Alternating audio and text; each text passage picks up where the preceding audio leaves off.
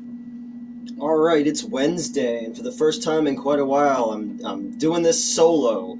I'm still going back and forth covering both theaters for my old boss, and still moving stuff back and forth from the studios. So here we are. I was trying to think what's something I've wanted to talk about for a while, and what's something I could talk about by myself. So I was scrolling through Tubi today, and what I landed upon was the Autopsy of Jane Doe. This is a 2016 movie. The director went on from this to do Scary Stories to Tell in the Dark, which I did not like. I appreciate the time setting and the attempts to make it look like the art from the books, but the fact that they did it as a three-act narrative instead of an anthology after Goosebumps 2 had come out and had a very similar, like, these stories were written by someone in the story kind of thing. I don't know, didn't dig it. But the Autopsy of Jane Doe is really, really good. Very fucking visceral. It's got this Lovecraft, Cronenberg, King vibe to it, which I really, really appreciated. It's got the original Hannibal Lecter or William Stryker, and Speed Racer. I gotta do Speed Racer eventually because that's a movie that does not get enough love. And it's basically about this Jane Doe, this body. They can't identify.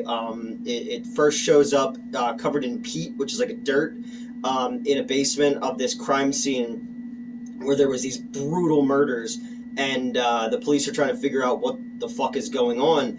And this body gets sent to this mom and pop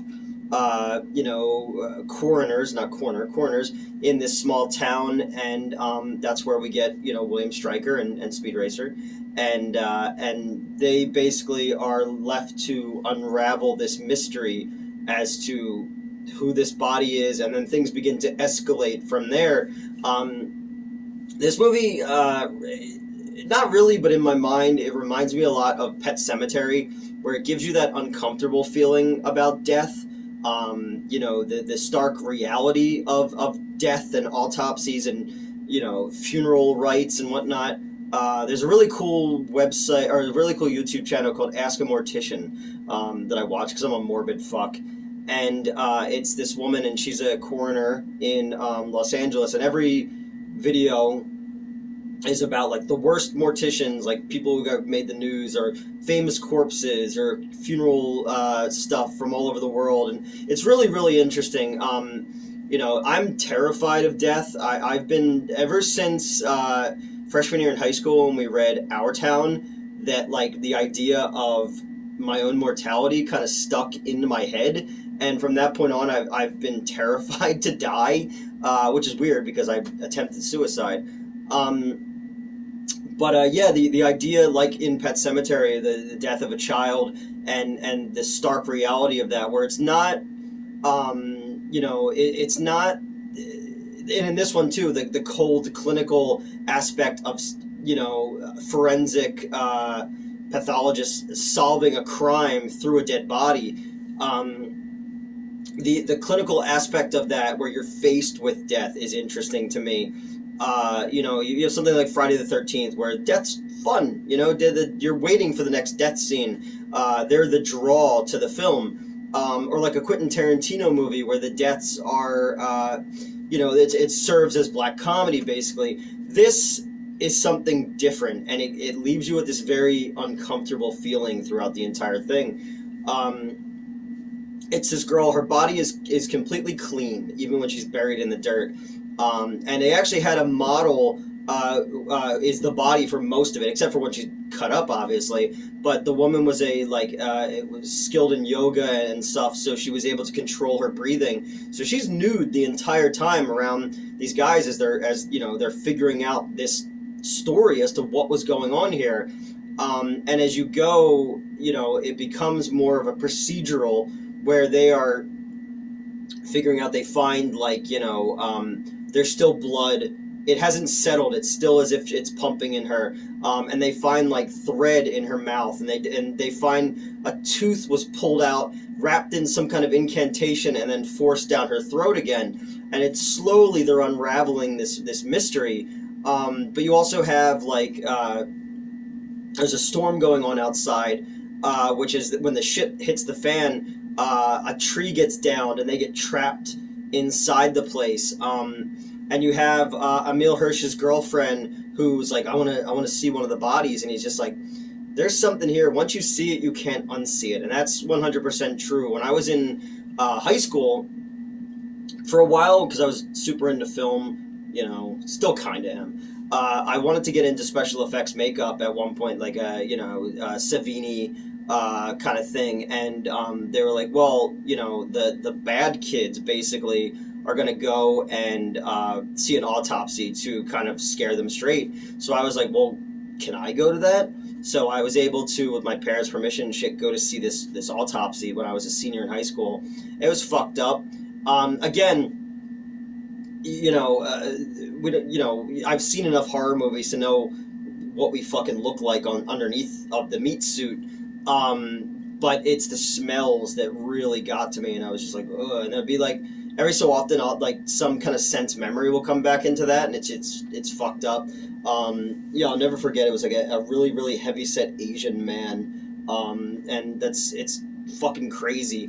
But this movie did a really good job of representing, what goes on in the autopsy process. And as they go deeper and deeper into this, you start to kind of figure out the plot. But then as they go deeper, the body is basically alive the entire time. And it's crazy because this woman laying on this fucking slab nude, and how she becomes a character without moving or anything, and then it just gets fucked up. Like, there's other bodies in the morgue, and I like them. The dad is a stickler for the old-fashioned ways of the funeral business. So they tie a bell around the toes of the bodies who are in cold storage, because back in the old days, people would wake up and and that the bell would go off, and that's what Poe was terrified of being buried alive. There's a lot of people. If you look at like old cemeteries, there were like bells and shit that people could wake up and pull on. There used to be a show called HBO Autopsy, I think, that had a couple stories of people who fucking woke up, on the autopsy table, and that's horrifying. But as they go, it gets more fucked up. Her tongue is cut out. They do the Y incision, and they pull back her rib cage, and underneath of her skin is all of these etchings, basically. Like, underneath of the muscle and the skin are all of these rites that are like tattooed onto the inside of her. And what you come to find out is she was a witch. She was tortured as a witch in Salem in the 1600s, and I did Salem witch trials. I've been to Salem. Hanging Rock is now a fucking Walgreens. And there's the dude who, because no one was ever burned at the stake in America. There was one dude who they were like stoning him to death, like putting these giant massive stones on him, and he just kept saying more weight, and then his eyeballs bulged out, his tongue bulged out, and they just poked them back in so they could keep adding shit to it. Religion's awful. But yeah, so they the witch trials, they wanted so badly for these women to be in cahoots with the devil that they basically created a real monster in this situation. And as soon as they open up her rib cage and they release the binding, it sets this shit free, and it goes like, they can't burn her body. It doesn't burn. All of a sudden, like, they start to hear the bells from the toes in other places, and it's like fucked up. And a lot of it's because it's very cold, dark spaces that you're in, so there's a lot of shadows and misdirection. There's also a lot of scenes where it's shot from the perspective of one of those mirrors that they use for security, so you could see, it almost feels like a third person's perspective other than these two characters. and this weird "Let the Sunshine In" song keeps playing, and it's really fucked up on the radio every so often. That's when you know that something's going on. I really dug this movie. I really thought that it was like an uncomfortable, well acted piece of simple horror. And it turns out that the director went to go see The Conjuring in 2013 and wanted to try his hand at horror, and he had written this. This was his first English speaking movie, and it's definitely worth a look. It's really interesting. What they do with the body is really, really cool. And yeah, I mean, I think it's scary in the regards of like, not just like the jump scares that happen or that shit, but just the whole Lovecraftian concept of like this unknowable thing, this this eldritch evil that basically men of God create in this woman, and from this point on, everything that's been she feels everything, this body. And again, which is so interesting that this person doesn't speak, doesn't blink, doesn't move. Well, the very last shot, her toe does, and it makes the bell sound. Spoiler alert, I guess. And the idea that she's feeling all this, but also that everyone who comes in contact with this body is feeling what she felt. So like fucking his Brian Cox's arms and legs like break because that's what they did to her when during the witch trials. And yeah, it's really cool. It's really, really, really well done. It's a body horror movie. It's a supernatural movie, and yeah, it's sort of a quick review. This is a really cool one. Yeah, have you seen it? What are some other movies like this? What's your biggest fear? Mine is dying alone. Which is probably going to happen. Let's face it, I'm 41. But yeah, no, that's it. The Autopsy of Jane Doe. I just wanted to do a quick solo review tonight. Yeah, that's it. Peace.